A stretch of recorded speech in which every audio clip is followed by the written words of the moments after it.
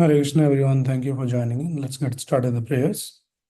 Nama Om Vishnu Padaya Krishna Prestaya Bhutale Srimate Bhakti Vedanta Swamin Niti Namine Namaste Saraswate Deve Gauravani Pracharine Nirvisesha Shunyavadi Bhasha Dadesh Dharine Jai Shri Krishna Chaitanya Prabhu Nityananda Shri Advaita Gadadhara Srivasadi Gaura Bhakta Vrinda Hare Krishna Krishna Krishna Hare Hare Hare Rama Rama Rama Hare Hare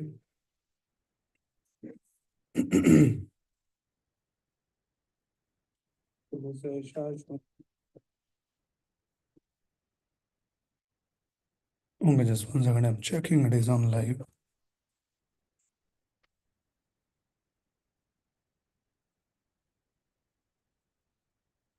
Okay, so today's topic,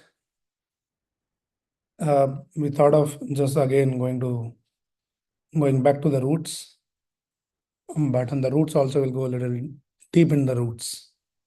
So as some of you might have already seen that what we're going to discuss is, because many times when we talk to people, invariably this question comes about the Dharma, what is Dharma, how to understand different varieties of Dharma, Sanatana Dharma, and then a lot of people are talking nowadays, about the Hindu and Sanatana and like that. So we thought of discussing this topic a little deeply from Bhagavad Gita. And many of you are already familiar attending these many sessions on Bhagavad Gita. So the Gita begins with Arjuna's confusion and question on Dharma. In 2.7, where Arjuna is completely confused, he asks this question, Karpanya doshopahata svava, prachami tvam dharma sammoda cheta. So Arjuna says that sammoda chetaha, that I'm asking what is my dharma. I'm confused about my dharma. Right? And then at that point says, Shishyasteham shadimam tvam prabannam. That now I accept you as my teacher, I become your Sishya, I become your disciple, and please enlighten me, please guide me. So that is where the whole conversation of Bhagavad Gita begins with, what is Dharma? When Arjuna is confused about his duties, his Dharma, and then where the Bhagavad Gita ends, the conclusion of Bhagavad Gita, famous verse, what Krishna says, Sarv Dharman Parityajya Mam Ekam Sharanam Raja. This question begins with, what is Dharma? And then Krishna takes Arjuna through this whole discussion, question and answers, and then explanations, philosophical discussion. And Krishna explains what is Dharma, what is not Dharma, and all of those different things. And then Krishna concludes, almost concluding Bhagavad Gita, by saying, Sarva Dharman Parityaja Mamekam Sharanam Raja. Right? So the Bhagavad Gita, supposed to be the book of Dharma. It teaches us what is Dharma, how to practice Dharma, how to bring that in your life. But at the end, at the conclusion of Bhagavad Gita, it sounds very contradictory what Krishna is saying. Krishna is saying, Sar Dharman Parityaja. Give up all varieties of Dharma. Now there is a confusion. You are supposed to explain and establish what is Dharma and how to practice Dharma, because that is where the question and the discussion begins. What is Dharma? I'm confused. And Krishna is saying, give up all Dharma. So how to understand, how to reconcile? Bhagavad Gita ends by saying, give up all varieties of Dharma. And now, today, maybe at the end of our discussion, end of this class, we'll understand where Bhagavad Gita ends. Where Krishna is saying, Sarv Dharman Parityaja. And that is where the Bhagavatam begins. What is the connection between Bhagavad Gita ending and Bhagavatam is beginning? So this is what is the today's agenda to understand that. So let us talk about this Dharma first of all. So Krishna is saying, Sarva Dharman Parityaja Mam Ekam Sharanam Raja. That give up all varieties, all kinds, all types of dharmas, and then Mam Ekam Sharanam Raja. So basically what is happening, I think many of us already understand, and those who have read and heard many sessions and full Gita summary and everything. So idea is, ultimately Krishna is bringing him to the level of Mam Ekam Sharanam Raja. That complete surrender to Krishna. and anything comes on the way which stops you, which hinders you to surrender completely to Krishna, then give up all those kind of opinion, ideas, dharmas, and all of that. Right. So now this dharma in general, let us understand from the basic and then we'll go a little higher. Dharma in general, basically the meaning of dharma is some kind of duties, the responsibilities, and then some obligations, some set of rules, some principles, some values. So different people can use the different terminology to explain the dharma, right?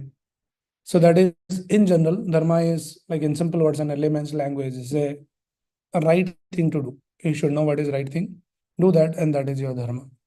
In general, dharma is also Prabhupada explains occupational duty.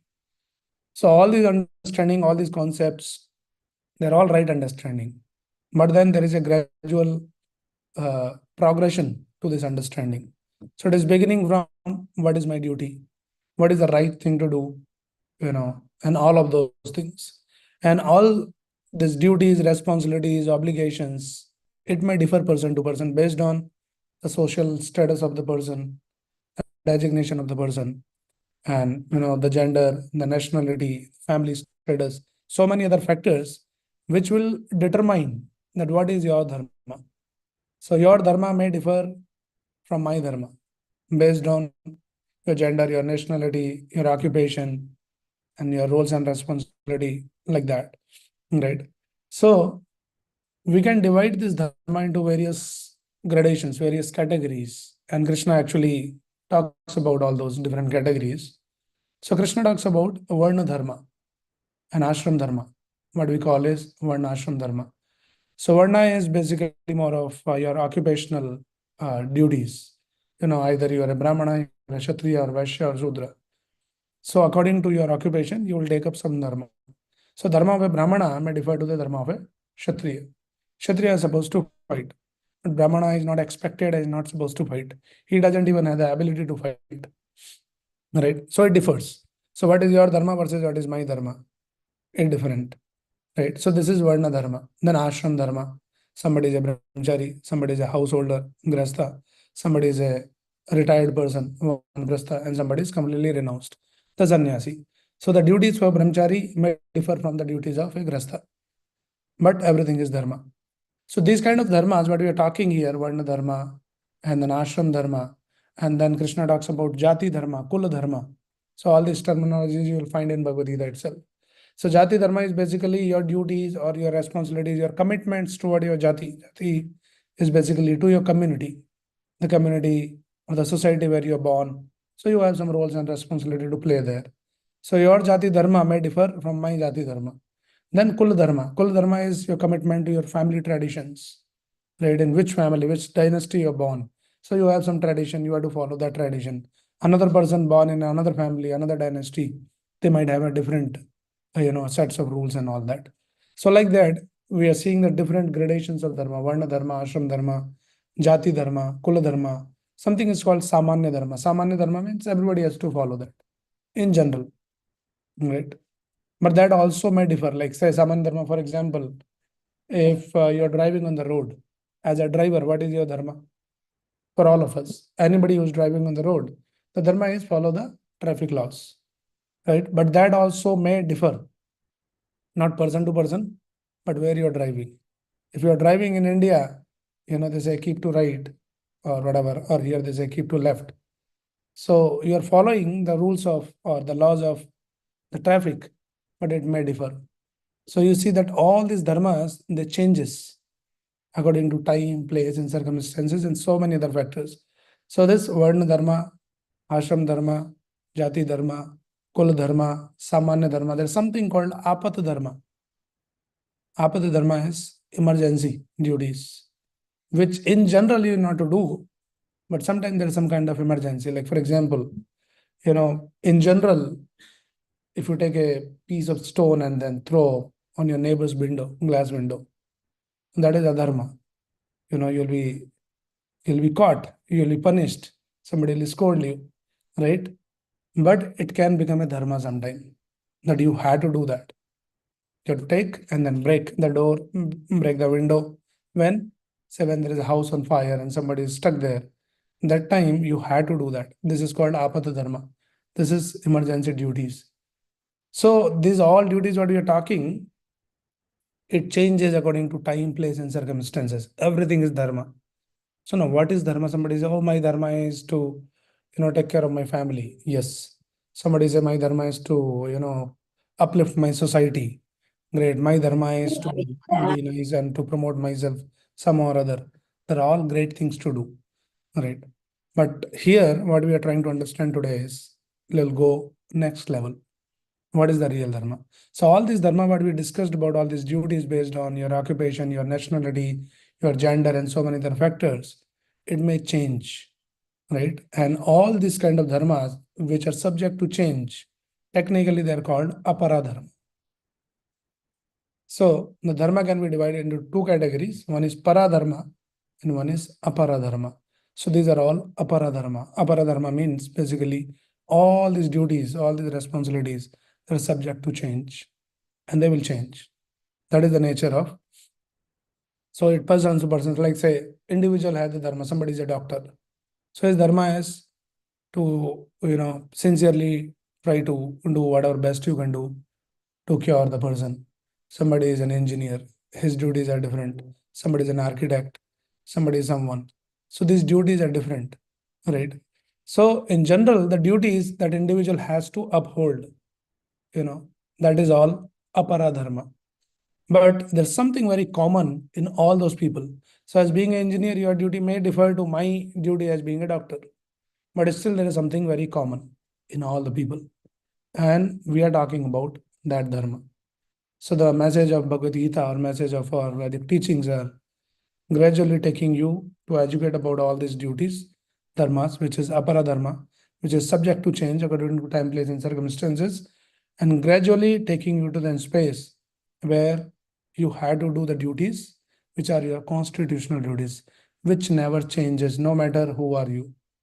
It does not depend on your gender, your nationality, or any other factor. And that dharma is called paradharma. Right? And that example Prabhupada gives. The paradharma is which never changes in any circumstances. Prabhupada gives the example of a sugar.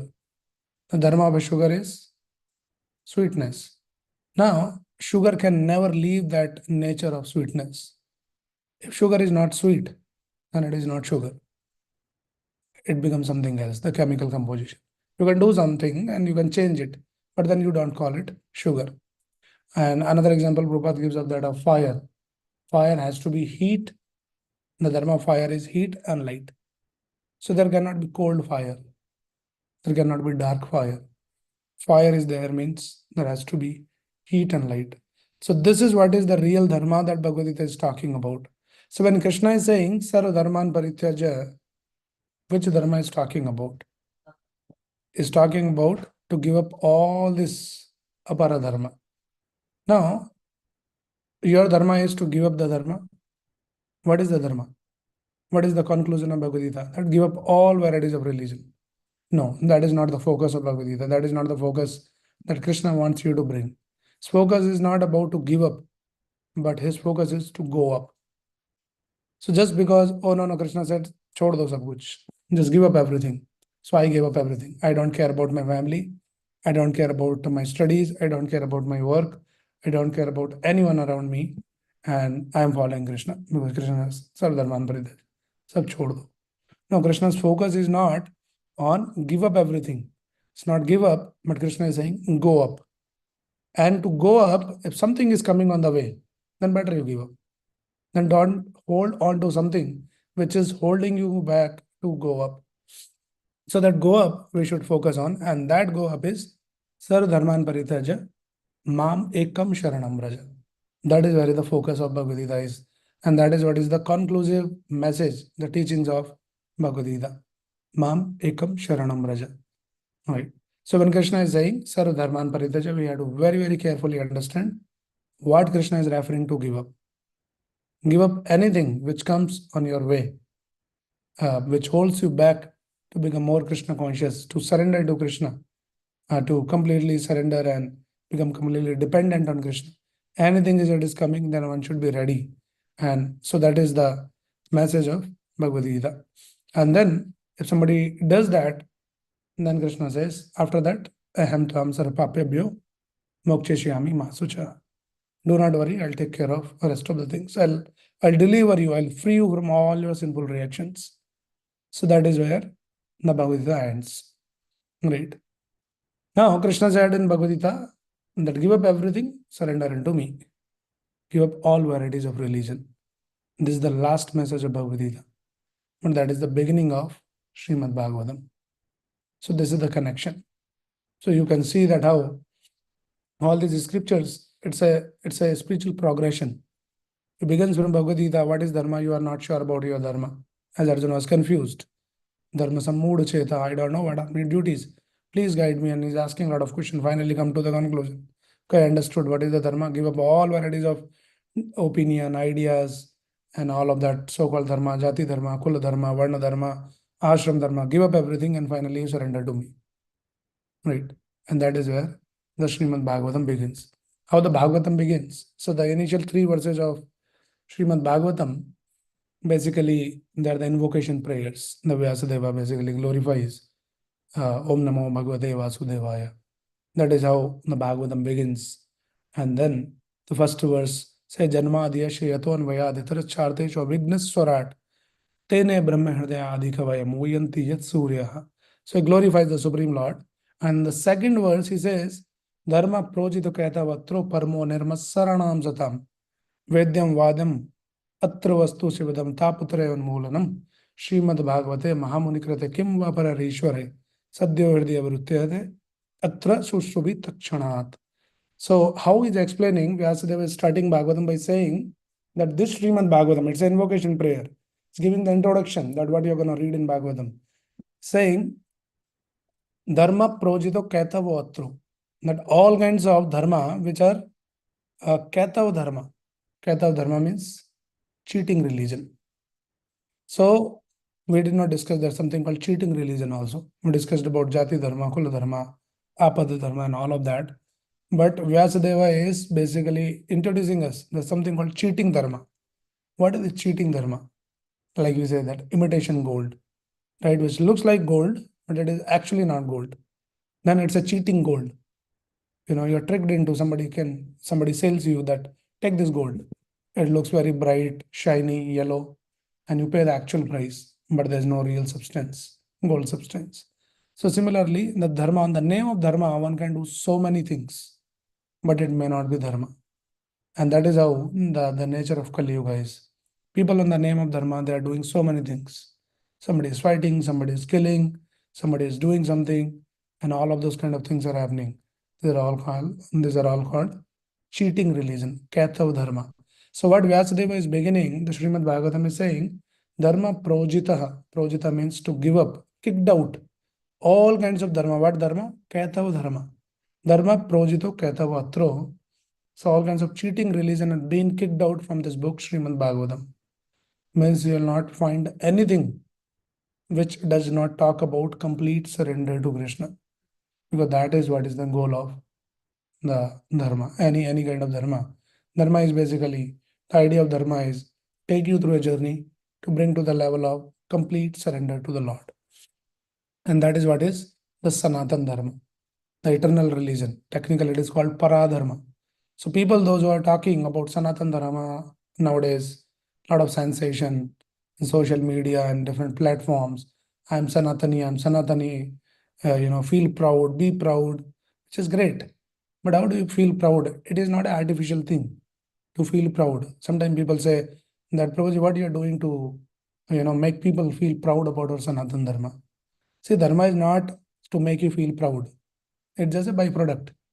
Important thing is you open the book, start reading the book, start practicing. Automatically you will feel proud.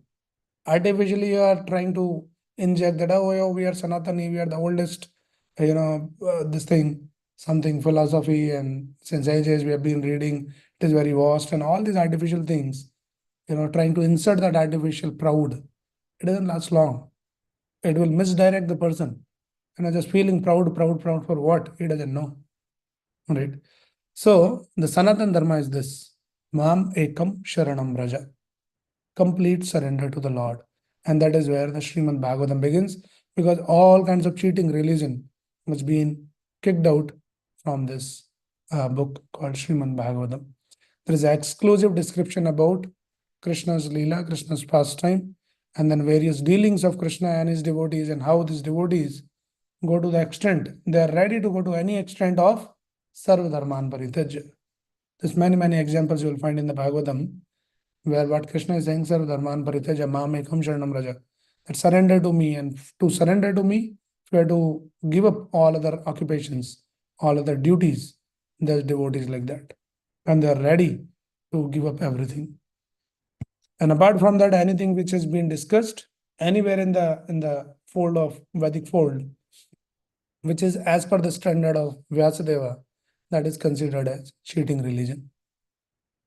A cheating religion, going to temple, asking something, God, give me your daily bread, give me my daily bread, which is okay. It is encouraged at one level, but it is not the real purpose of Dharma.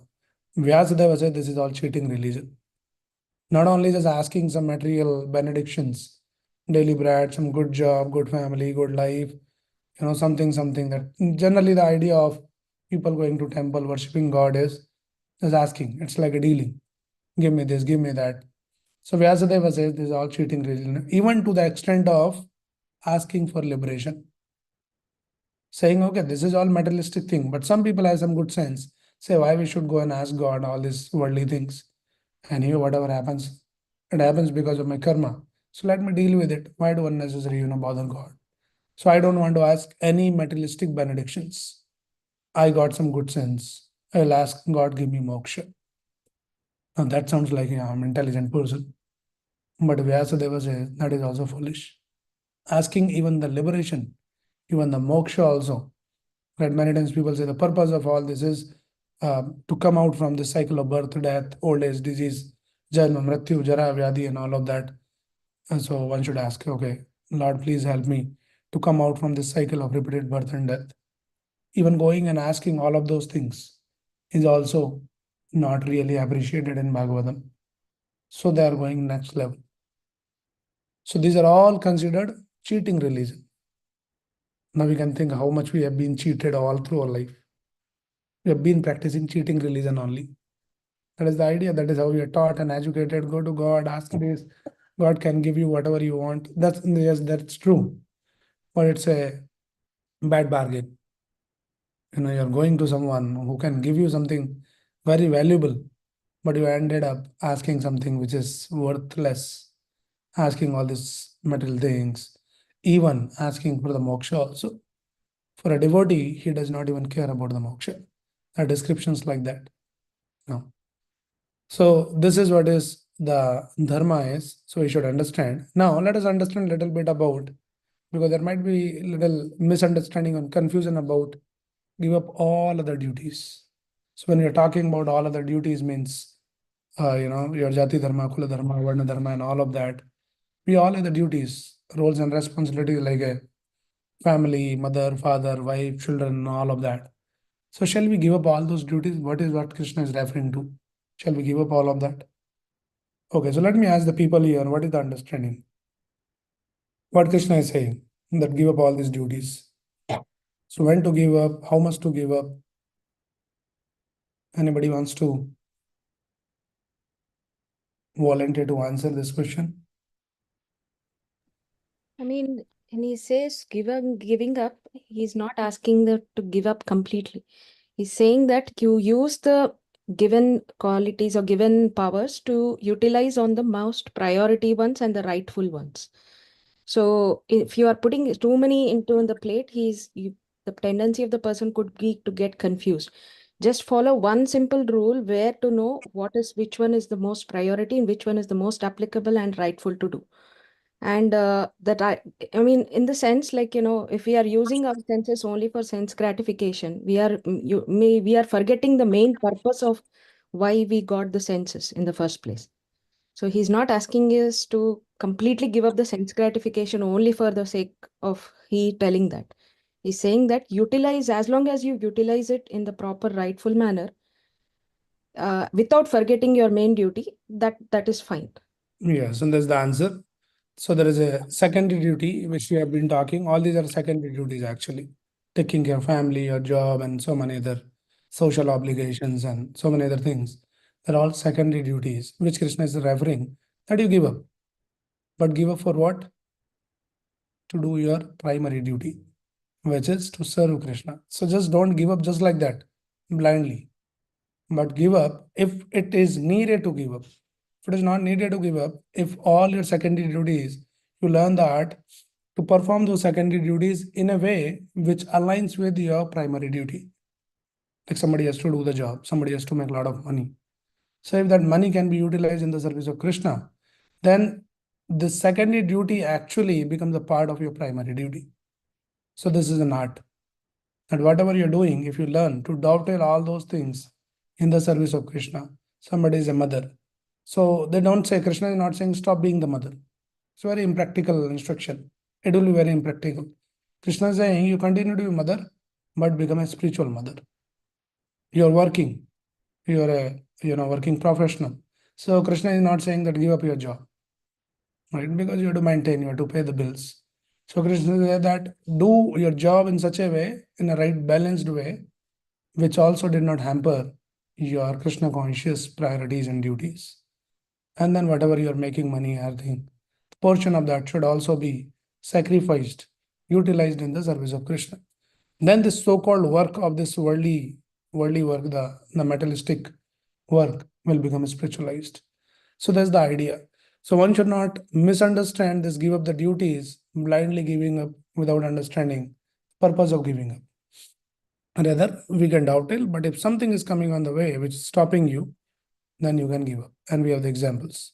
Okay, let me pause here and see if anybody has any quick question on this so far before I dwell into some examples of all these great exalted devotees who gave up everything for serving Krishna just to feel inspired. We cannot artificially imitate those great devotees, but we can feel inspired that, okay, this is the goal I had to reach. Yes.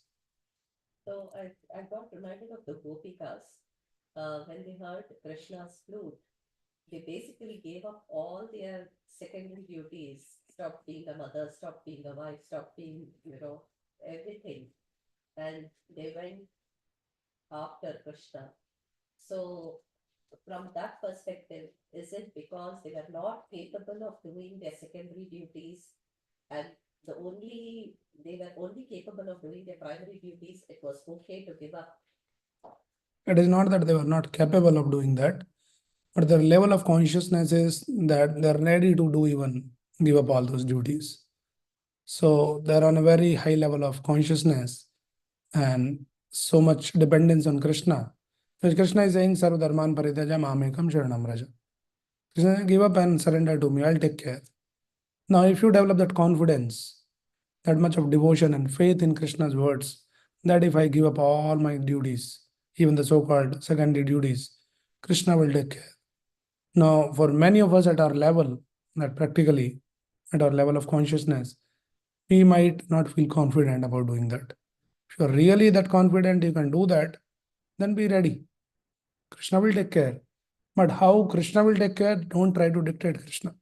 Say, Krishna, I gave up my job, so you should send every month one check. You have to take care of my bills. If that is the expectation, it may not happen. And then you start losing faith in Krishna, that Krishna is not taking care. Krishna said, I'll take care, you give up. I gave up. It doesn't work like that. So unless we are on that level, we should not, that is what I was saying, that we cannot artificially imitate all those great exalted devotees, but we can feel inspired that I want to experience that level of complete dependence and complete surrender on Krishna. That's the goal. But we are not on that level. So that's the understanding here. Okay, anybody, any other question? Hare Krishna Prabhu. Yeah, Hare Krishna Prabhuji, can we say that like a ripened fruit gets detached in the same way if our consciousness rises, the other dharmas drop off naturally?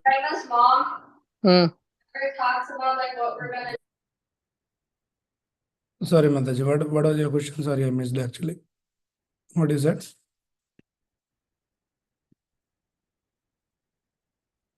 Hare Krishna.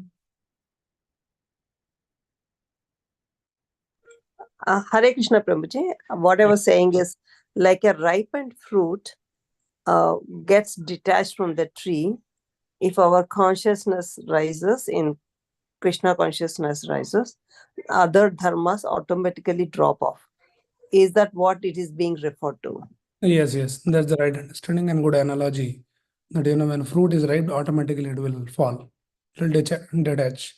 But when it is not completely ripened, you have to pull it and not be the meaningful thing to do. So similarly, our consciousness, we are trying to train consciousness, and gradually it is getting ripe. So once we are really fully ripened, that is when you doesn't have any hold back to any of those things. So yeah, thank you, Mataji, for sharing this good example, and that's the right understanding. Okay, any other question?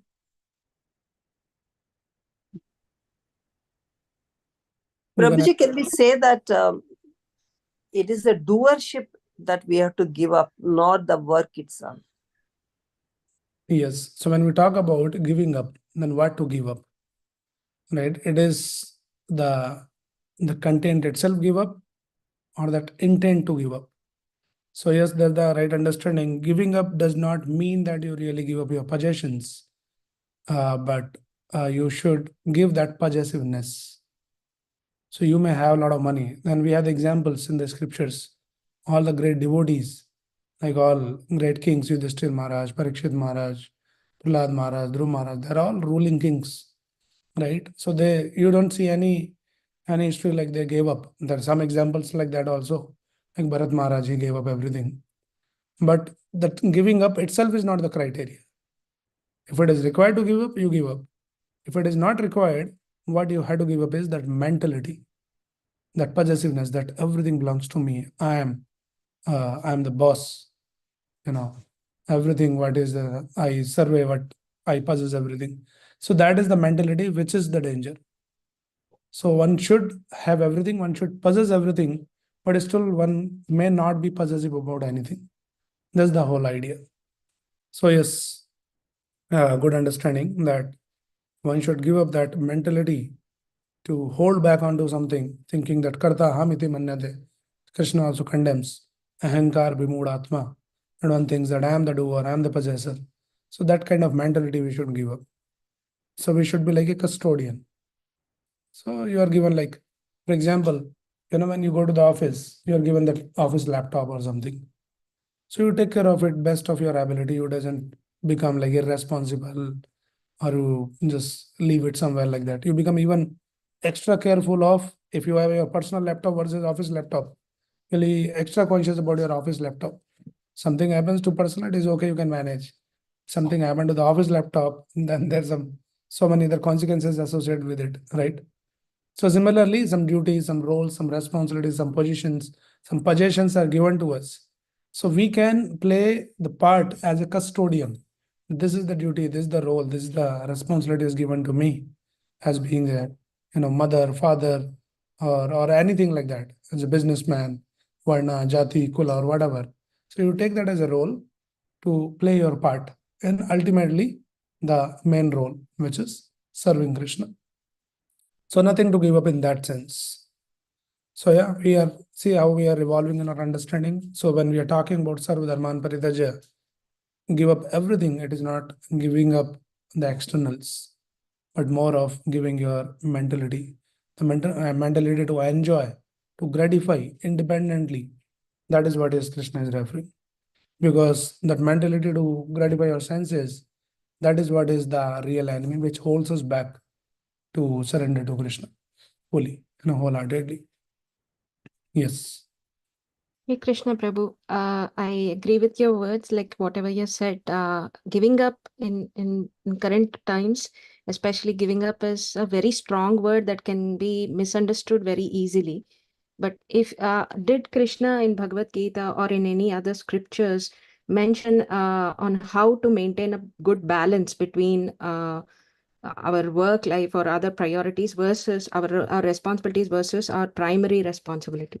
Like you said, that is a very tough art, as you mentioned. And did Krishna give any of this kind in elaborate detail? Because Overall, he knows that very well. In Kali Yuga, we are supposed to be like this. He knows that very well. So in what ways did he give us that kind of knowledge where we can balance? Yeah, so the whole Bhagavad Gita is about that balancing work-life balance that you're talking about. The Bhagavad Gita is about that only. Krishna consciousness is the practical means that Prabhupada has taught us how to balance it rightly.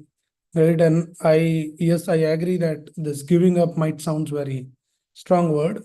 So using a good vocabulary for the sake of people, that they don't get scared and, oh, I have to give up everything. So actually it is not giving up. Krishna's teaching is about that integrating everything. So it is not about isolation, it is about integration. Krishna is that you isolate from everything, from your family, from your work, from your possessions. But Krishna is basically what is teaching us, that you integrate. And with the right mindset, with the right consciousness, that everything can be utilized in the service of Krishna. Whatever I have, let me just try to utilize that in the service of Krishna. And there's nothing like giving up. You are integrating. And your consciousness is that you think of yourself as the custodian, not the owner. So that is the right consciousness. And then you are integrating. There is a meaning, there is a right use of everything in the whatever Krishna has bestowed on us. Somebody is very intelligent, somebody is very, rich, or whatever you have. There is a use of everything. Everything can be utilized in the service of Krishna. So Krishna consciousness is the art of integrating everything in the service of Krishna. And that is the whole idea of this Mam Ekam Sharanam Raja. So when we surrender to Krishna, surrendering is basically whatever you have, you yourself along with your possessions, how we can utilize them in the service of Krishna, for the cause of Krishna, for the mission of Krishna. And mission of Krishna is not different from the mission of a pure devotee of Krishna, because the mission of Krishna is carried forward by Krishna devotees only. So if we can utilize our abilities, our skills, our possessions, and all of those things in the service of the mission of a pure devotee, then it is equal to surrendering ourselves in the service of Krishna. So that's the understanding. Okay. Hope that answers your question. Yes, Prabhu. I think we all, I believe, Prabhu, this is just my opinion. I can, not just my opinion, but also in my age group, many people are having the same issue. We want to know, I personally came to this association with some main focus pointers. One of the main is that how do I train my mind and my body in such a way that I can find a balance in amidst all the happening, all the painful situations happening outside. I want to be free from the suffering. I want to be a strict, disciplined manner. I want to be calm. I want to be wise enough and find a perfect balance and give a proper confidently. I should be able to say what is the reason for my behavior, what is the reason for either bad or positive behavior. I should have a confident reason.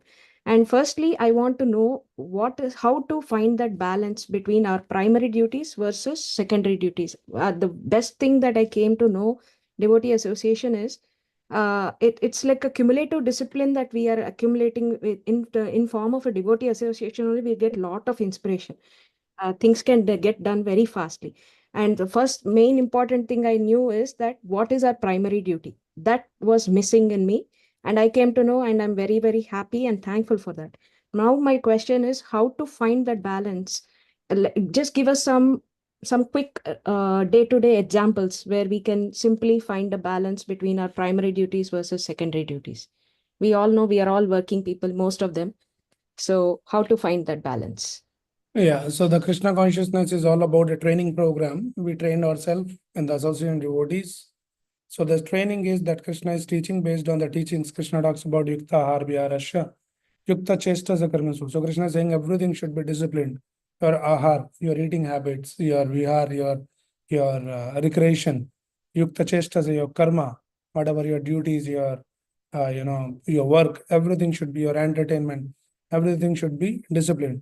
Now that discipline begins, Krishna talks about the three modes of mental nature. He talks about what is the right time to perform your primary duties versus your secondary duties. So Krishna brings that concept of three modes of mental nature, Satogun, Rajogun, Tamogun. So overall, when you understand the philosophy of Bhagavad Gita and then how to put them into practice, which Prabhupada has already given us a lifestyle.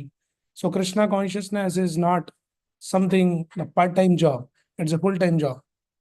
It's a full-time job, meaning it's a lifestyle. So people think, okay, let me just live my life in a way, whatever way I can. In my office, I can be a different person. And in my dealings with my family, I can be a different person. But when I come to temple, I want to be a nice devotee. It doesn't work like that. There's nothing like that. You can be a different person at one place and another person at a different place. I want to be a nice devotee in the devotee association. Other times, whatever I do doesn't make any difference. That's not the right understanding. So that is why this Krishna consciousness is a complete lifestyle from the time you get up in the morning. So it trains us when to get up. What is the right time to get up? What is the right time to sleep? What is the right thing to eat? What is the right method to eat? Right? And then your primary duties, when to prioritize them. What is the right time to perform your primary duties? Like say some of us, we understand we should chant Hare Krishna mantra, which is a great thing. You take some commitment.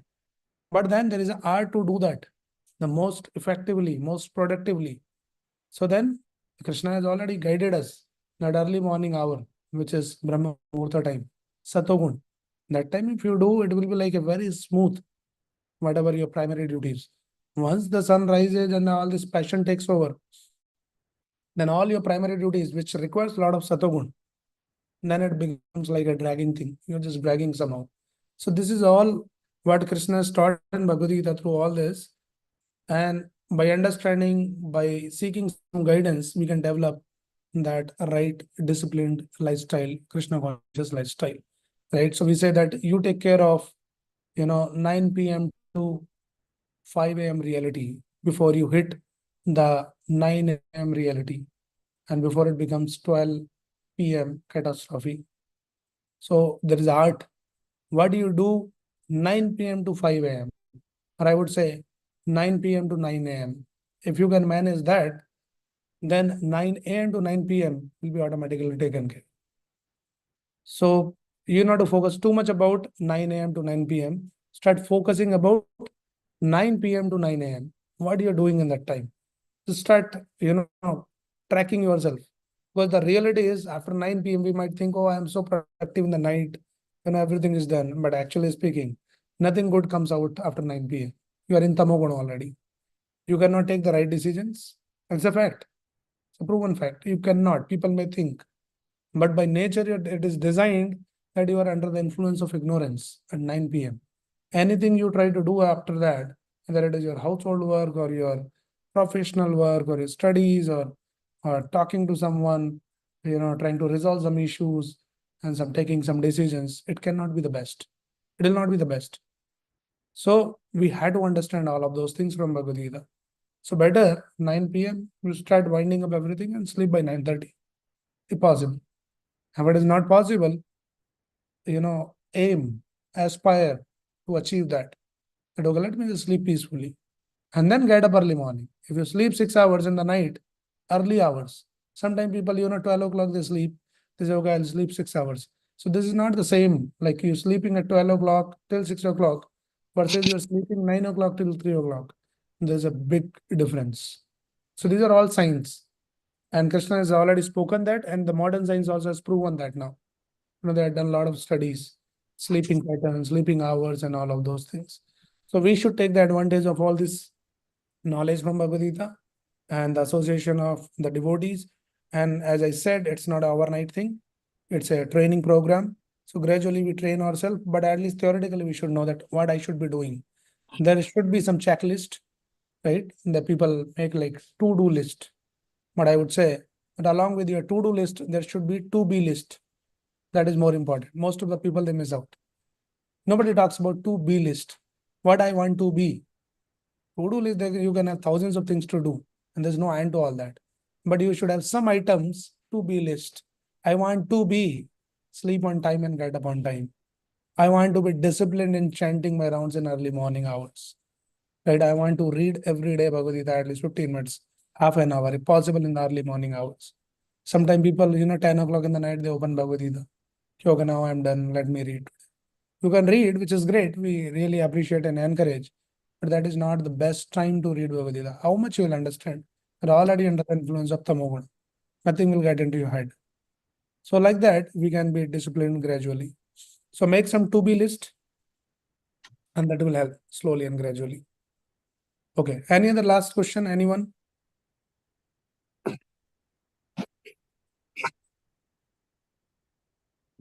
So what you are saying is, Prabhu, we first step is like we have to know what not to do before we know what to do.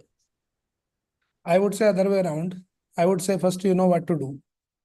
If we start focusing on what to do, then you will not have enough time for the things which not to be done. Right? Sometimes what happens when we start focusing too much about what not to do, scary also. And it is not very constitutional, it's not very natural. There is always a resistance. And when somebody said, don't do this, and you have been doing that, then it takes a lot of effort. Hey, no, you're saying that don't watch TV, something like that, for example. And if you're conditioned to do that, then it consumes you. So rather you find the time for the things which must be done. So okay, chanting in the morning hours, you figure out that. And then reading every day, listening to all this Krishna conscious lectures, so many things are available. So when you start prioritizing all those things, then you'll hardly have the time to do the things which are not supposed to be done. So everything begins from the baby step. You start doing the small steps, and gradually, Krishna will inspire, Prabhupada will inspire. Okay. We Yes. can take more questions, and I'll share more details about this dharma and some more things about this decision making that many people they get stuck. How to take decision in life. Maybe in next session we'll talk about how to make the best decisions in our life. There's an art in Bhagavad Gita. So I'll try to share that a little bit, and hopefully that will be helpful to the devotees, those who are attending. Yes, you're saying something, Mataji? No, Okay, Prabhu, so before share that, it's I'll take Mataji your question. I'll take. Let me just give me a moment. I want to share something with all the devotees here. A good news, and I want to encourage all of you to participate in this program, which we are launching soon. Some of you might have already seen. Let me share my screen. It was posted in the Gita Live group, and some of you are the part of the earlier retreat. Hold on 1 second. Let me, I don't know. This. How to remove this? Okay. So those who are not seen, I'm showing here. We are doing this 1-day retreat, spiritual retreat. We had done earlier also 2 days, but this time just to seek more participation from many, many more devotees. We are doing this spiritual retreat on 5th of October. It will just 1 day, and it is very close here in Cupertino. It's a beautiful place in the camp via west. It's a very natural and very scenic place, cut off from all this noise of the city life, and very natural amidst of the mountains, a little forest kind of a place. So very sattvic place. So we'll all gather together, all the devotees, and 9 a.m. to 6 p.m. we'll try to immerse ourselves in all this Krishna consciousness, so many different ways through the kirtans, some discussions, some question answers, sharing the insights from each other and nourishing each other, and some nice prashadam, some games, some quizzes. So it will be a lot of fun also, some rejuvenation in a very spiritual way, and a lot of learning. So I encourage all the devotees here, those who are attending today, and also you can share with your friends and family to sign up for this. It's a wonderful opportunity. It will be very, very rejuvenating. Those who have attended in the past, hopefully they should share their experience somewhere to inspire others. So please take this opportunity to sign up. If you don't know how to sign up, go to Gita Live group, and details have been posted. The link is there for the sign up. Please sign up as early as possible. We have to reserve some seats there. So it will help us also logistically, and then share with others. Okay, so please do it today, because tomorrow never comes, and before you forget and you miss out the chance. So before this class gets over or this session gets over, I would encourage all of you to just go on the link in the Gita Life, and if somebody is there, I don't know if somebody is there or not. I can only post that link into the chat. Let me do that.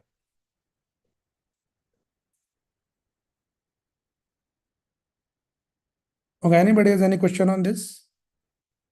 About this retreat thing?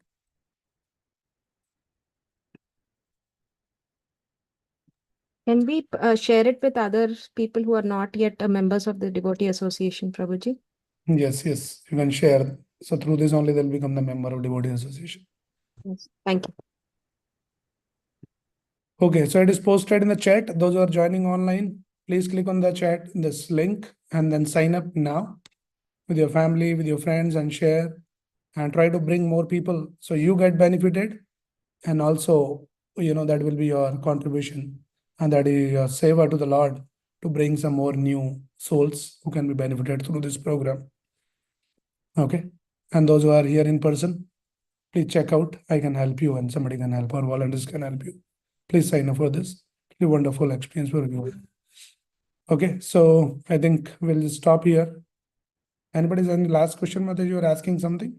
No, Can I was just asking, you were saying that you could share some more details on the Sanatana Dharma discussion. If you can please post them on the group, that'll be very helpful. I'm interested at least. Yeah. Yeah, we'll post in the Gita Live group and also we'll encourage all the devotees. If you have any questions on Sanatana Dharma, some questions about Hindu Dharma, and some people feel, sometime a little not so confident about being called Hindu or something like that. So bring up all those questions. We'll try to answer all that. Okay. So, Yeah, Prabhu, yeah. I ask any questions directly to you or any in a specific group only? I have some couple of questions which I have made note of, but I don't know if I can how to reach out to you directly. Yeah, you can send me, you maybe just talk to one of our Gita Live team people and they can help you to send those messages to me. Sure, Prabhu. Thank you so much. Hare Krishna. Okay.